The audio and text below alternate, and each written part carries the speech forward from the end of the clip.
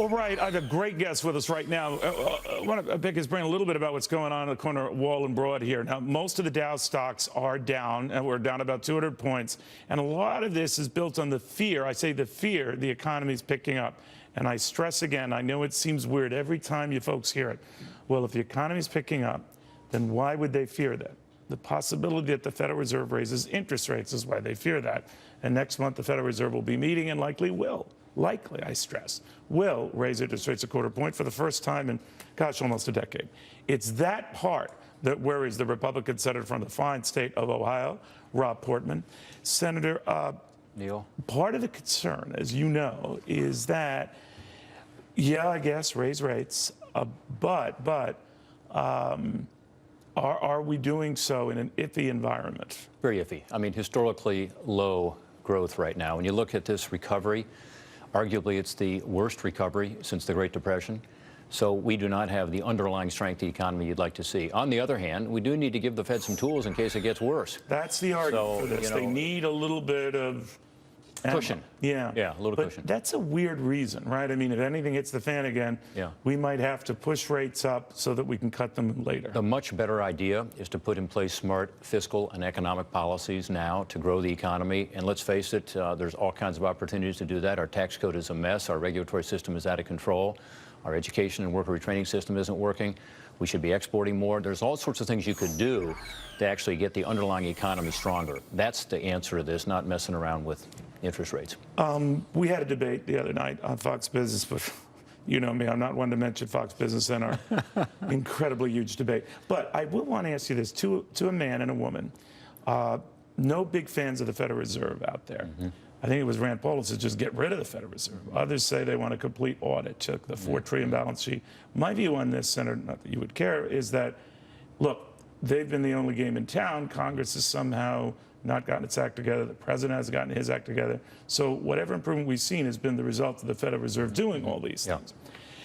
So is it a good idea to just get rid of it?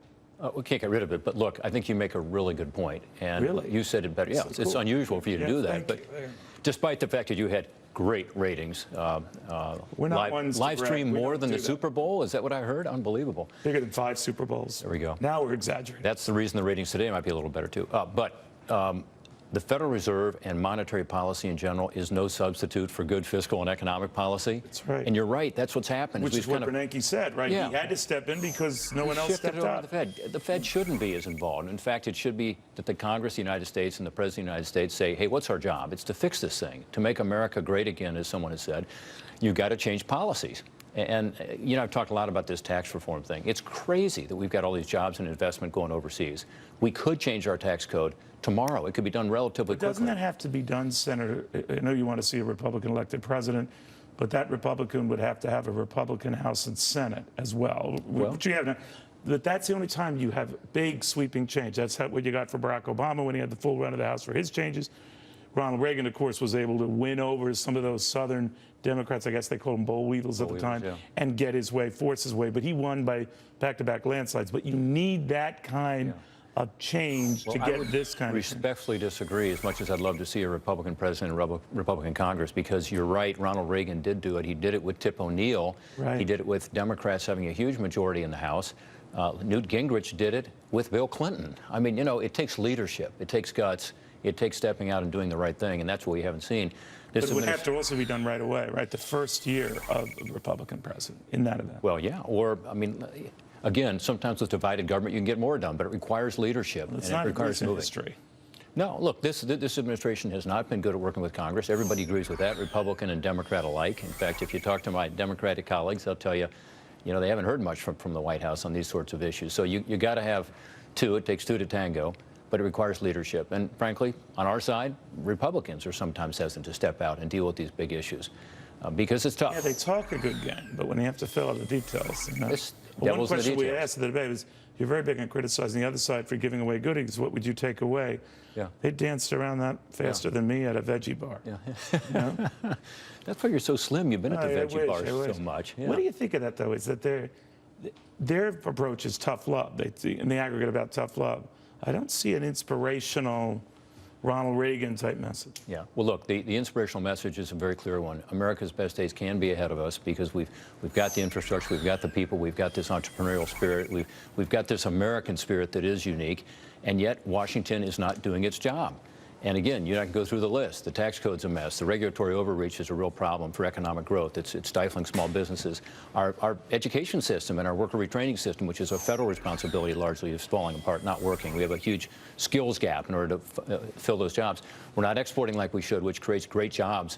You know, we're under-exporting as compared to other countries that are developed countries, much less developing countries. So these are all things that we can and should do, and it requires some leadership. Getting done? I mean, there's a former Obama cabinet official, I think it's Ray LaHood, is out saying that, you know, it wasn't just Republicans who were not offering an olive branch, it was the president. Yeah. He wasn't very helpful.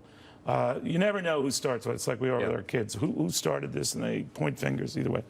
But that it was a two-way screw-up. It's a two-way screw-up. Okay, look, so Ray has worked, he was in the House member as a Republican, then he works in the Obama administration. He has a pretty good perspective on it.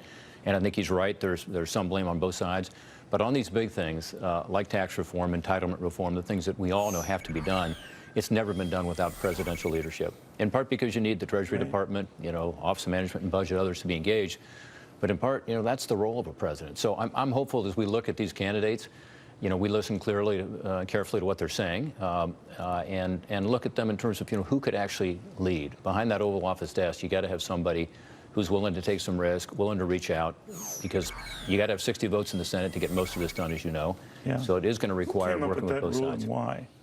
Well, the founders, they liked this idea of minority rights, and but let's they face must it. have known that 3 competing old news stations would come and business networks. They must have known how. They didn't know about cable. That's the thing. They knew about NBC, ABC, and CBS. Yeah. Well, look, you know, we have stopped a lot of stuff as Republicans. A lot of bad things would have happened. You know, we'd have card check today, which would not be good for America's economy. We'd have a lot of other bad legislation. So we'd have a single-payer health care system. So we Republicans have used it when we've been in the minority, which has been most of the time in the last century. Yeah, oh, no, you're right. Everyone, you know, as you're speaking, sorry, I just want to get one thing because I know you got to go, but we're hearing that the Chinese are set to sell Chinese-made automobiles, GM automobiles, including Buicks, in the U.S. I guess the first time we've seen anything like that.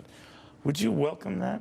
I know I'm just hitting you with broadside. I think it's coming for sure, and I think one of the concerns about the trade deal that was just completed, you know, we're just seeing the details, but it allows under the rules of origin to have more Chinese and other parts come into countries that are part of this trade deal, which is called the Trans-Pacific Partnership, than previous agreements. In other words, you could have effectively Chinese cars produced by other countries like Japan.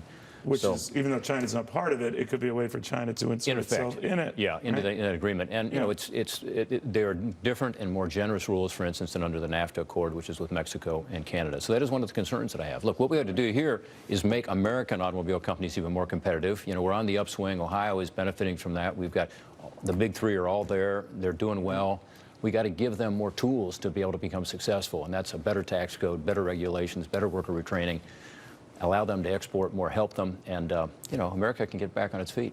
Rob Portman, a real pleasure to see you again. Good seeing you. You got to brush up on the founding fathers and why they didn't see cable news would be such a big deal. He's always a gentleman. You know, he hears these asinine questions and he just nods his head. All right, what's the next question and when can I get out of here? All right, stick around. You are watching Fox Business. A little more to this.